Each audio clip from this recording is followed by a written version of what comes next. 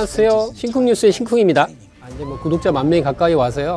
영화를 소개시켜 드릴까 합니다. 오늘 소개해 드릴 내용은 영화 아쿠아맨입니다. I am the protector of the deep. Atlantis has always had a king. 그동안 마블에 비해 고전을 면치 못했던 DC 영화들의 우려를 시원하게 바닷물로 씻어줄지도 모르는 것으로 기대되는 아쿠아맨이 나왔습니다. 그런데 이 영화에는 신규 문화의 삼신칠성 코드가 숨어 있습니다. 삼지창과 아틀란티스 7제국, 즉 삼신칠성, 지금부터 알아보겠습니다.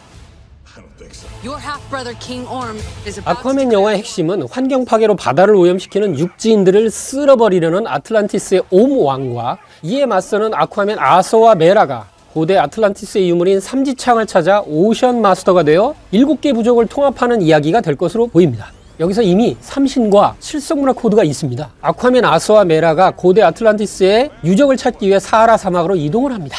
이곳은 700만 년 전에 번성했던 문명의 잔재로 아틀란티스의 고대 유물을 찾기 위해 이곳에 왔는데요. 이 고대 유물을 가동시키자 아틀란 왕의 홀로그램이 나타납니다. 아틀란 왕은 원작 코미스에서 아틀란티스 왕국 최초의 지배자들 중에 한 명으로 이 아틀란 왕이 휘두르던 삼지창을 차지하는 자가 아틀란티스 왕국을 하나로 묶는 권위를 가지게 될 것 같습니다. 마치 아서 왕 이야기의 엑스칼리버처럼 말이죠. 핵심을 기억하는지 묻는 메라의 질문에 아서는 이렇게 대답하죠. Something something trident. 어쩌고 저쩌고 삼지창. 결론은 삼지창이 정통 후계자의 상징이며 바다와 지상을 통합하는 왕이 될 것이라는 것입니다. 오늘의 코드 1번 삼지창. 우선 먼저 이 삼지창에 대해 알아보죠. 세계 각국의 신화에 나온 신들 중에는 삼지창을 자신의 병기 또는 신물로 삼고 있는 신들이 있습니다. 가장 유명한 것은 그리스 신화의 포세이돈이 사용하는 삼지창, 파도를 일으키는 강력한 트라이던트라는 창입니다. 이 영화의 주요 컨셉으로 쓰인 것 같습니다. 인도 신화의 파괴신 시바도 트리슈라라는 삼지창을 무기로 삼고 있고 불교의 비사문천도 종종 삼지창을 들고 나타납니다. 우리나라의 군졸들이 관아에 정문을 지킬 때 들고 있는 무기로도 보통 연상이 되죠. 그런 삼지창은 샤먼 문화에서 삼신을 상징하는 없어서는 안 되는 무구입니다. 구슬하면서 삼지창을 세우는 것은 삼신을 받들어 세운다는 뜻입니다. 무당은 굿이 끝날 무렵 신의 의뢰가 만족했는지 알아보기 위해 삼지창에 통대지를 꽂고 세우게 됩니다. 세 개의 창끝은 일월별, 즉 1월 성신인데요. 또는 천지인을 상징한다고 합니다. 이 삼지창은 한국인의 두 번째 나라 배달국의 14대 환웅철왕이신 치우철왕께서 처음 만드신 것으로 볼 수 있습니다. 대한민국! 기억하시죠? 환단고기 신시본계는 지금으로부터 5000년 전 치우천왕의 서쪽 영토 대정벌에 대한 기록이 나옵니다. 제목은 탕록 대정벌과 12제후국 병합인데요. 유망의 정치력이 쇠약해지자 치우천왕께서 군사를 일으켜 출정하셨다. 형제와 북의 일족 중에서 장수가 될 만한 인물 81명을 뽑아 모든 군사를 거느리게 하시고 갈로산이 중요합니다. 갈로산의 쇠를 캐어 칼과 갑옷, 창과 큰 활과 호시는 이제 화살인데요. 를 많이 제작하셨다. 그리고 전군을 모아 대오를 정비하고 탕록을 함락시키고 부혼에 올라 싸울 때마다 승리를 거두셨다. 그 형세가 잠옷 질풍과 같아 만군을 복종시키고 천하의 위험을 떨치셨다. 1년 사이에 9제후의 땅을 함락시키고 다시 옹호산에 나아가 구치로서 수금과 석금을 캐내어 쌍날창 예거와 옹호의 갈래창을 만드셨다. 이게 환단고기 신시본계에 나오는 기록입니다. 여기서 만든 옹호의 갈래창, 즉 옹호극이 삼지창의 시조라고 합니다. 참고로 갈로산은 철광석이 많이 추출됩니다. 당시 중원에서는 원시적인 병장기로 무장하고 있었습니다. 이와 달리 치우천왕은 벌써 동과 철을 캐어 투구와 갑옷, 그리고 기마에 적당한 단궁이나 창, 칼 등을 만들었습니다. 이 철이란 글자 보이시죠? 철이 동이족에 의해 처음 만들어졌다는 것은 철을 뜻하는 옛 글자가 이 글자 보이시죠? 철로 되어 있음을 보고 알 수 있습니다. 쇠를 뜻하는 쇠금자 옆에 동이족이 이자를 붙여서 철자로 썼던 것입니다. 이때 병장기로 무장한 치우천왕의 모습을 본 중국인들은 하나같이 치우천왕은 동도철액이라고 기록하고 있습니다. 동도철액. 종합해보면 이 삼지창은 전쟁과 병법의 신이라 불리는 치우천왕께서 처음 만드셨고 이 세 갈래 삼신상제님을 상징합니다. 바다의 왕이 되는 아쿠아맨의 이야기는 왕권과 종통의 상징인 삼지창을 얻음으로써 바다의 삼신이 되는 내용으로 생각해 볼 수 있습니다.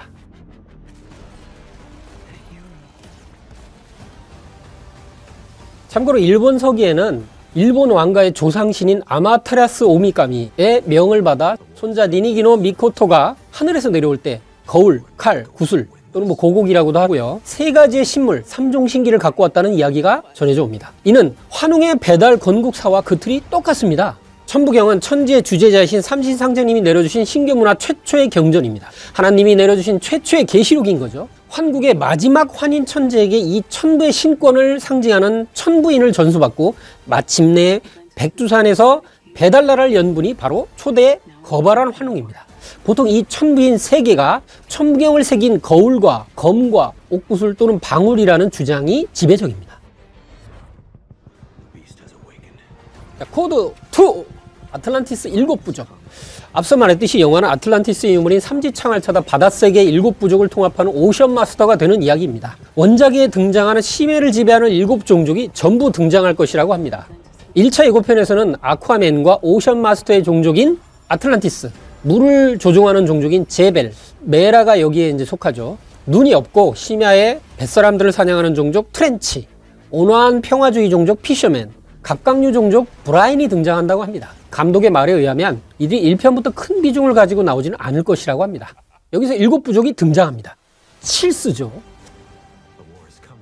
이것은 인류 최초의 계시록 천부경을 그림으로 그려놓은 하도입니다.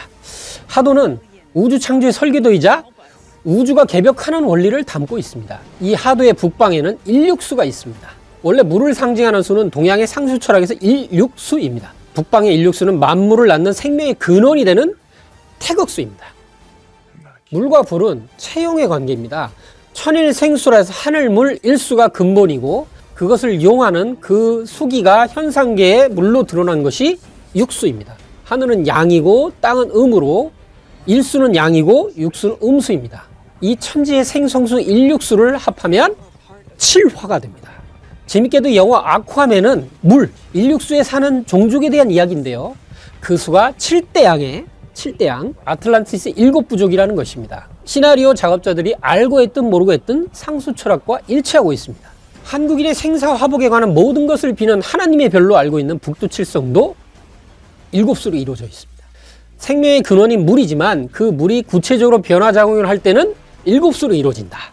증산도 인류구원 의통고대의 구성 원리가 여기서 나온 것입니다. 즉 의통고대는 칠성도수에 따라 한 명의 지도자와 6명의 사역자, 즉 7명으로 구성됩니다. 그리고 앞으로 올 가을 개벽에 사람을 살려내는 의통임패라고 하는데요. 의통임패를 다른 말로 해인, 바다도장이라고 하는데 그 이유는 상제님께서 변산해왕도수를 의통도수에 붙여놓으셨기 때문입니다. 이에 대해서는 증산도 진리책을 참고하세요. 선천인간을 후천 가을의 선의 조화세계로 인도하는 상제님의 7사자, 곧 땅 위의 인간 칠성이 바로 의통고대입니다.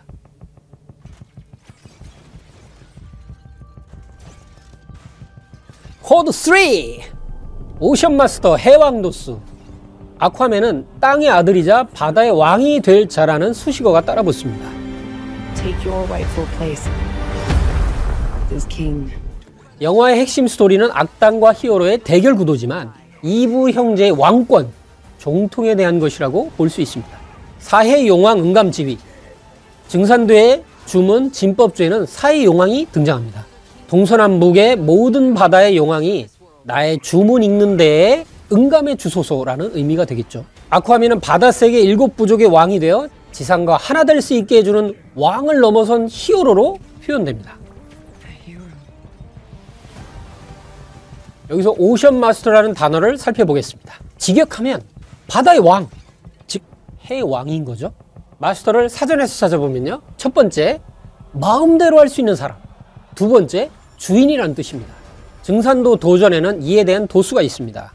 이제 회문사는 산군도수, 변사는 해왕도수를 정하여 천지공사에 그 기운을 쓰노라 하시니라. 도전 4편 109장이 나오는 성구입니다. 우주의 가을을 맞아 창조의 이상을 이루시기 위해 3계를 개조하시는 상제님께서는 후천의 새 역사를 여시는 기초 작업으로서 아버지 산인 회문산을 후천 지구의 아버지산, 산군으로 정하시고 어머니 산은 모악산으로 정하시어 모든 산하의 기령을 통일하셨습니다. 부모산은 지구 기운의 중추신경입니다. 상진님께서는 이 부모선과 연결되어 역사 창조를 추진시켜 나가는 사명당에 대해서 말씀하시고 하늘의 무성신과 더불어 사명당의 기운을 풀어 세계 역사의 울로를 잡아 놀리는 대공사를 보셨습니다. 바다에 대해서 종도사님 말씀을 살펴보면 지구 바다의 모든 해신들을 주장하는 진정한 바다의 신왕이 변산에 있거든. 그 기운으로 상진님 의통을 제작하는 거요. 그래서 해인이라고 해. 이 말씀을 좀 쉽게 풀면 아쿠아맨에서 말하는 바다 세계가 실제 존재하고 그 세계의 해왕이 우리나라의 한반도에 변산 앞바다에 계시다는 겁니다. 진정한 오션 마스터가 한국의 서해바다에 있다는 뜻입니다. 상진님은 후천 낙원의 수도인 한반도의 남쪽 대전, 본래 이름은 태전이죠. 이곳에서 의통성업이 비롯된다고 밝혀주셨습니다. 자, 증산도 진리로 살펴보는 영화 아쿠아맨 1탄. 오늘은 3가지 주제를 살펴보았습니다. 세상 어디에도 없는 진리로 영화로 풀어보는 신쿵 뉴스. 다음 이야기를 기대해주세요. 안녕!